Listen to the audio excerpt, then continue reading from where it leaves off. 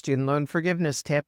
You hit 120 months of qualifying public service loan forgiveness payments, and you are ready to submit your application, but you're also thinking of leaving your job. Do you need to stay employed with a qualifying employer when the application is processed, or only when you submit it? If you leave the job too soon, you could jeopardize your forgiveness, and we definitely do not want that to happen. Under federal rules, you must be employed full-time, more than 30 hours a week on average, by a qualifying employer at 2 points. First, when you make your 120th qualifying payments, and second, when you apply for forgiveness.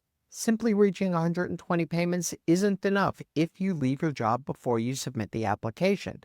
You must still be with a qualifying employer at both the payment milestone and the application date.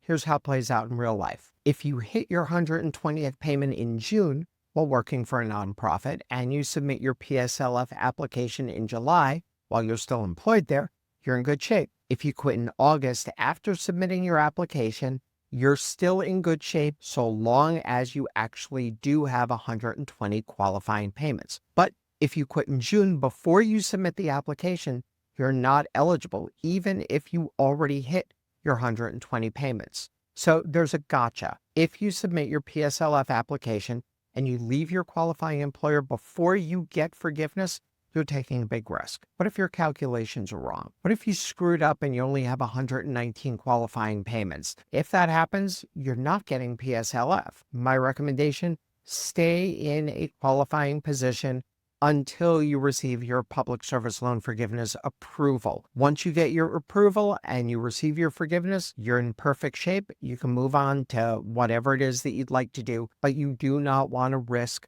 not getting your PSLF approved just because you were a little bit impatient. If you've got any questions about your federal student loans, your private student loans, or any other debt whatsoever, as always, you know where to find me.